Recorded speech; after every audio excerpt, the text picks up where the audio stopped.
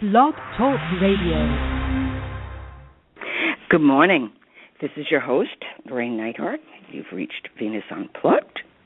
And what is explored in this blog talk is the nature of Venus, of beauty, relatedness, relationship, Eros, which is the principle in the cosmos which makes all relationships happen. It's about heartache and growing and becoming and just old-fashioned kind of growing up, which we all seem to have resistance to. And today I want to look at and explore the ANIMA MUNDI, which means world soul. Since it is a new year, and it is a year that's going to be, in many ways, extraordinary. It is, well, I hope everybody likes hard work, because it's going to be hard work. If you think last year went fast, this one's going to go even faster, only because our relationship to time and space, or time/space, is accelerating. You know, the more awake one is, time shifts, because we also begin to recognize that nothing is still or fixed. Everything is in perpetual movement, rhythm, as above, so below, which is the axiom of the Hermetic teachings and also part of the alchemical language. So the first thing, particularly in this year, it's being able to recognize that, you know, the soul is the world and the world is the soul. We have a soul within, but we are ensouled. So changing, you know, your images, it's just like the changing now of marriage and couples. It used to be, you know, male and female, and now it's male and male and female and transgender, and which basically, you know, the extraordinary event that's going on in psyche is that the whole concept of union has shifted and changed. The symbol, the image. So it doesn't matter whether someone agrees or doesn't agree. The world needs the image to expand and to change and to grow, because we're too limited. Just like, you know, when divorces began to rise, what was that about? Okay, what, that love doesn't work? No, not at all. What it is about was that we need to become one family, that the family of male and female and 2 kids or 9 kids, and that's it. No, now we get divorced and we've got 7 different sets of adults and grandparents and in-laws and outlaws, and so the whole image expands. So in the 50s, it would be completely traumatic for divorce. Now, people looked at like, wow, your parents are really together for that many years. Wow, it's amazing. But the real reason was to love another's child, to get out of, well, I'll love what's mine, but if it's yours, I'm not so sure about it. And we have to learn to overcome all of that. And to be able to love what the heart wants to love, and the world soul. And when I'm talking about love, I'm not talking about sweetness and light. I'm not talking about that at all. What I'm talking about is the love that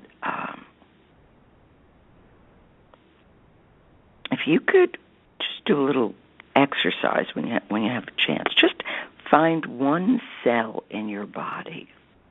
It could be in the heart. It could be in your Achilles tendon.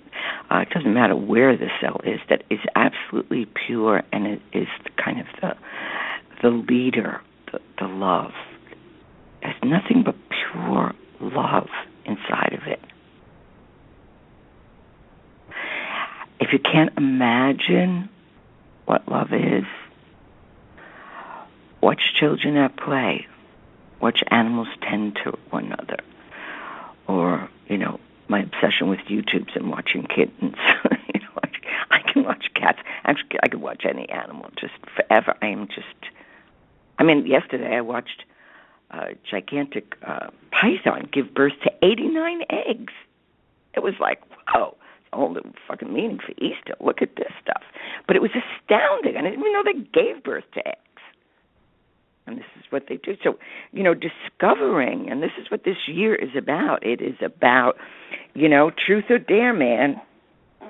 Grow or get left behind, or left within one's limitation. There are so many opportunities that are just going to show up. Now, they may not be what's on your bucket list, but take the opportunity anyway, particularly if there's resistance, because there's gold. The resistance can be resistance against our own growth, and it's the very thing that we need. That's what's so important. And for those that are involved in, spiritual aspirants, which what all of us are, consciously or unconsciously, whether we know it or not. There is a common belief that we are here on Earth and we're going to go through incarnation after incarnation and we're going to ascend to the heavens. Wrong. It's complete opposite. So we think that the purpose of evolution is to ascend from the physical plane to the higher realms. But just the opposite is true. When we first come into existence, the soul, the monad, right, the spark, all right. So when we first came into existence, it was in the divine realms, in the eternal, the realm beyond heaven. And there's cycles within cycles and realms within realms. But we want to keep this as simple as we can. And then we descend down into like the spiritual realms, and then down to the astral or the angelic planes, and then down into embodiment and incarnation. That is also one of the reasons why the angelic realm is, in many ways, is in awe of humanity. It's like, wow, man, you really dropped down there and you're really experiencing that, because angels are intermediaries and they help us enormously. But they don't know the human experience. That's why it's wise to gift angels with human experiences so they can get a sense. Okay, and then so we go down into the astral planes, the angelic planes, and then down into embodiment, and then into incarnation. And from the beginning, we've been descending ever deeper into space, time, into name and form. And there we do take kind of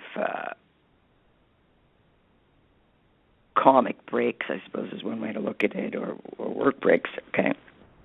And we go to the higher realms, not to the eternal, but just some higher realms, kind of the R&R. And in these higher worlds, we get restored, and then we're back again. So although we take these work breaks in the higher realms or the higher worlds between incarnations, nevertheless, the destiny of humankind lays upon the earth. And we also go from planet to planet, and we experience and absorb, and it's constantly learning and becoming. It's just one great work of art that is called you. so much more interesting than you could ever imagine, so much more beautiful than you could ever imagine. I think that's why people have such a resistance to how beautiful they are and their courage. So then, it's the human destiny to descend from above to below. The Hermetic axiom, as above, so below. That's what they're talking about. Because part of the journey, right, is to manifest the fullness, the wonders of our inherent divinity or our divine nature on earth,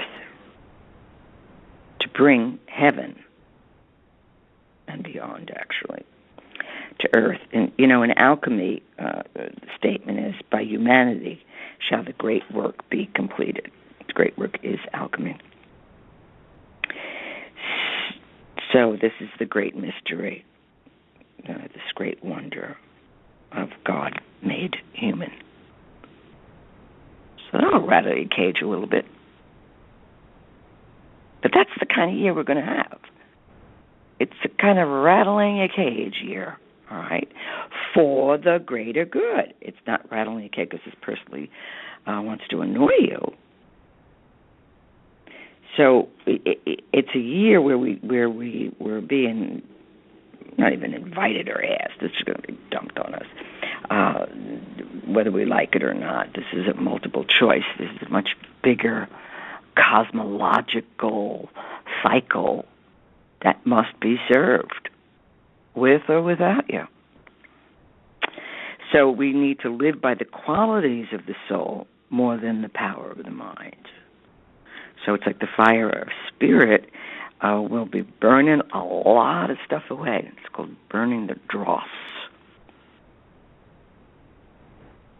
ridding ourselves of a density that, or we may be encapsulated or encaged or embalmed, actually, in a belief system that's really strangling our hearts and our souls and our being. And the earth itself, the soul of the earth, more people are going to get in touch with it. Sometimes it comes as a hissing sound. Very interesting. That's what the ancient Pythagoreans would meditate and practice, this kind of hissing sound, because it was the struggle or the battle with Apollo and the great serpent, and the great serpent was knowledge and wisdom. And so the symbolic battle was to not kill the cosmic serpent, but ingest it, take it in, and become that. So there's going to be a lot that's going to be going on. Now, with love, which, we're all about love, the Venusian. So it's kind of, the motto is going to be live by the sun and love by the moon, or gratitude is my attitude. We're going to fall in love or realize we love people for no particular rhyme or reason. I see it again and again, thousands of times. Been in this work for 30 years. When people first meet someone who they even think there's a possibility of falling in love, they get hysterical. And I would always wonder, what? How does that happen so fast? They go from complete sane people to a mess. Jung, when his patients or clients would come in and say, Dr. Jung, I've fallen in love, and say, good, come back to me in 6 months, because he didn't want to listen to all the projections, what was there and what wasn't there. So there's kind of a, it's not a law, but it's a tendency, when we fall in love. And this is also with friendships, too. It's not just personal love. It's many kinds of love. It takes about 6 months The first 6 months is filled with projection. That's why we're high. We're not grounded. But there is this need for the intellect to step in and understand. And that's always the kiss of death. Because the intellect cannot understand. If we could just hold the tension of the opposites and say, this is who my heart has chosen. I have no idea. So I am going to sit still, and particularly the feminine, that's the job. Kind of to stay in the Grail castle. Be still, not do anything, but observe and be part of. But people get themselves so anxious that love may be knocking at the door, that by the time the knock is finished, they're hysterical, or they'll immediately go into like, well, what is this the one? But if this isn't the one, then why should it? It's like, where are you going, man? We're somewhere between here and eternity. We're not going anywhere. Whatever is next is next, and that is what is sacred. Whether it's scrubbing the floors or transforming the world, whatever it might be, that is how the soul of the world awakens. It has this magic. There's a miraculous dimension of life that is going to start cracking at the seams this year. And it's hard because it's so strange. It's like the aliens have landed. We don't understand love.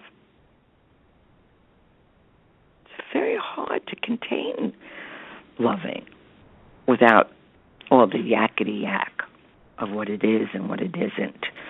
I'm sure this is why we have poetry, because that's the best thing to do with all those opposing feelings, or trying to nail it down, or not be caught, or don't take the risk, or all this.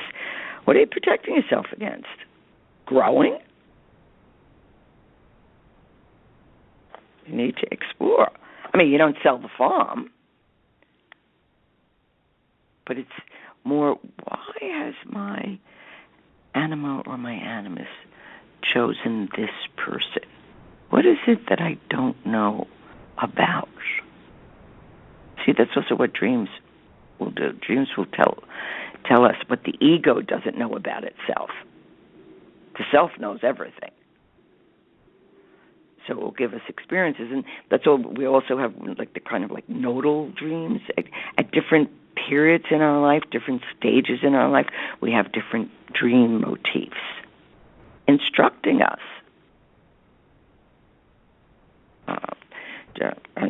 and having us look at like, oh, I didn't know I had that attitude about that. That needs to be changed.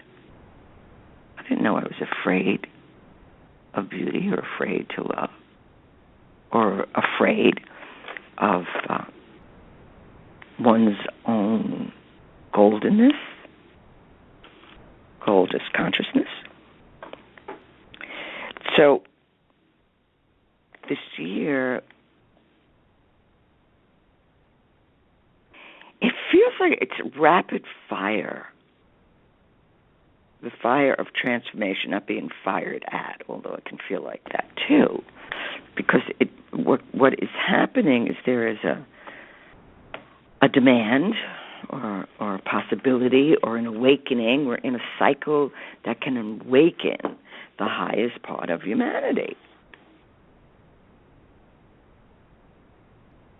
Always remember, this year in particular, we're divinely protected.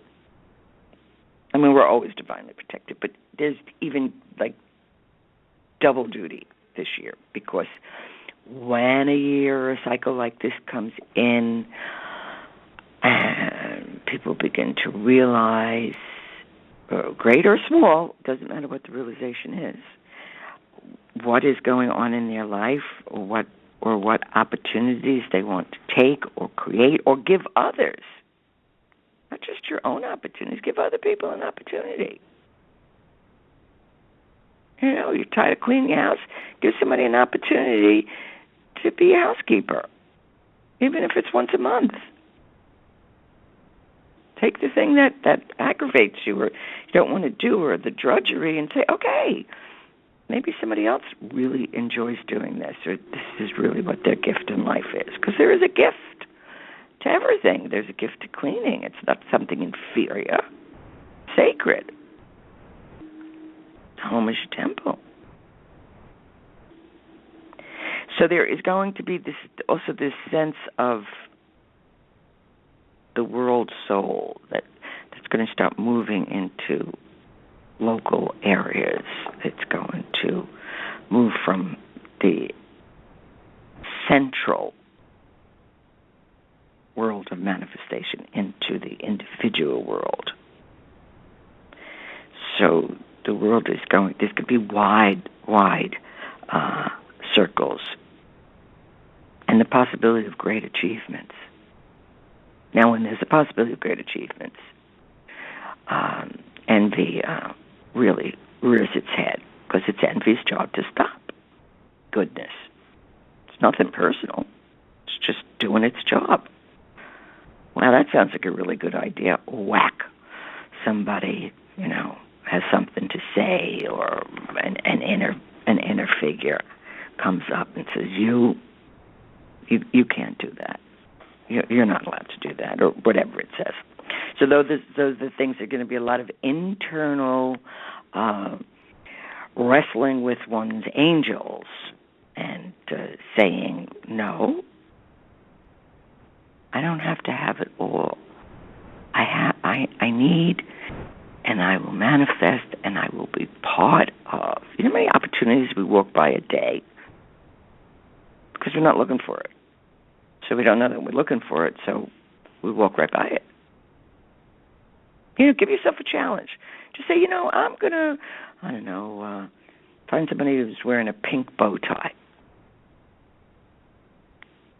Then see what happens, or pink shoes or something. Just pick something. And then notice. That's what observation is. We manifest so much more than we realize, but we're not observant enough to take advantage of the manifestation. Or it comes in a raw form, or it comes in a form that we never imagined, or it comes through a person that is distasteful to us, or we don't like them, or, your enemies are like 1,000 years of therapy. They'll tell you where your shadow is within 3 sentences. A little hard to take, but if you write it down and have enough maturity or madness, sometimes it's just one's madness. It's like, let me experiment with this. Where could this be true?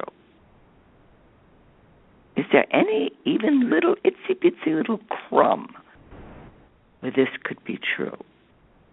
It's like in the Sufi tradition, they have this, it's about theft and what they feel is or believed to be true, because they're all about the love, man. It's all love. That, let's say you have too much furniture, so much that you're not using. They consider that a theft. If you're eating more than you're supposed to, it's considered a theft. Which is an incredible concept. It's like, wow, I never thought of it that way.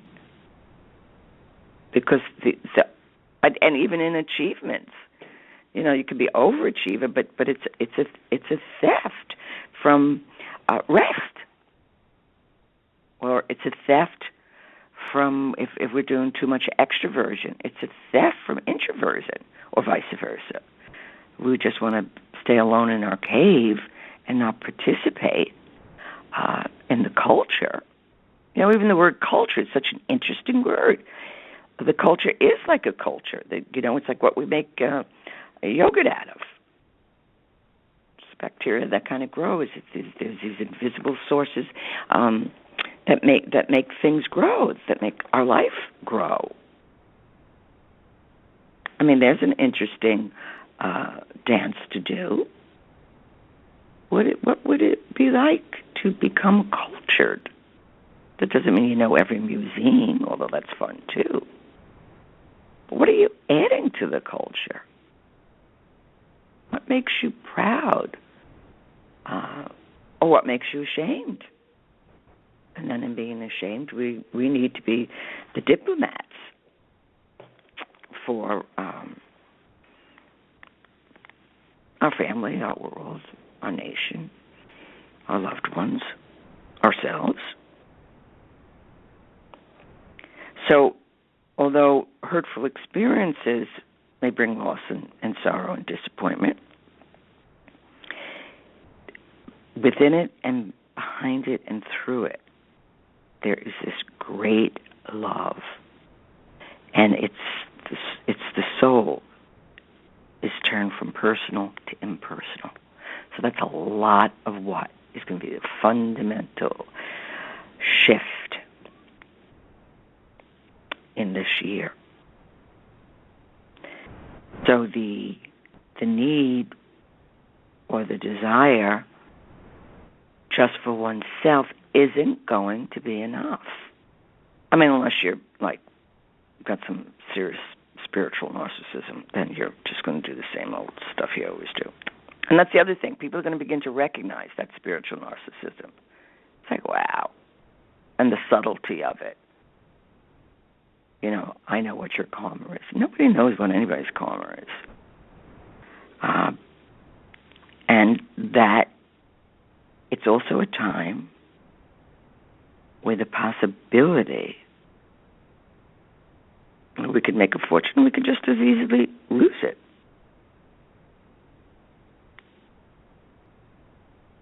So, it happens. And then we get up and we start again.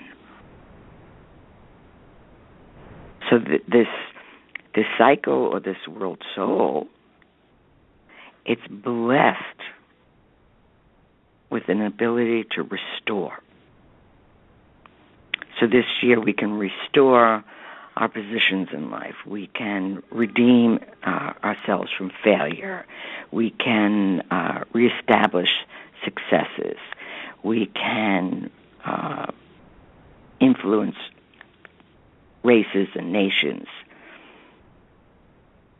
not necessarily in self-sacrifice, but in the realization that the divine has given it a heart of gold and has given us many talents. So, and it's not religion, because when you look at religion, which is all, it's a fine storyline, but we don't want to follow somebody else's story. We want to have respect and be a reference point, but we need to find our own way. So this year, let's really try for some freedom or spontaneous adventure, or break up with bread or wine or GMO or gluten, and accepting the unexpected twists and turns that lead you straight into the meaning and more joy and inspiration and infectious enthusiasm and wisdom. So what you will do this year, you're part of it, we're all part of it. We can help remind one another. We can observe. You might even discover new colors that you never saw before. They're there, but we don't have a name for them, so we think we can't see. So this is the great unveiling. So next week, you can download this on Blog Talk Radio or iTunes, and just shock yourself. Just do something you would never imagine yourself do. It could be as simple as, wearing red shoes. I remember this woman came to me. She was very conservative. She was a lovely, lovely woman. And so the thought of her wearing red shoes was just impossible for her. So I just said, go get a pair of red shoes and see what happens. I mean, it changed her life.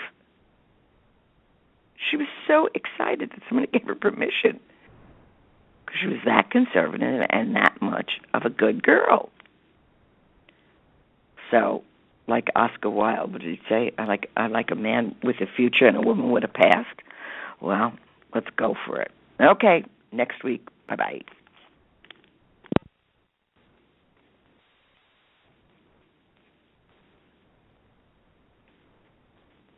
Progressive presents Mindfulness with Flow. You are a mighty fortress of supreme knowledge. Progressive Direct has not only revealed their rates, but those of their competitors. If you were any more in the know, you would be drowning in, the know. Compare Progressive Direct rates with competitors' rates, because knowledge is power. Visit Progressive.com. Progressive Casualty Insurance Company and Affiliates. Comparison rates not available in all states or situations. Prices vary based on how you buy. Vary based on how you buy. Vary based on how you buy. Vary based on how you buy.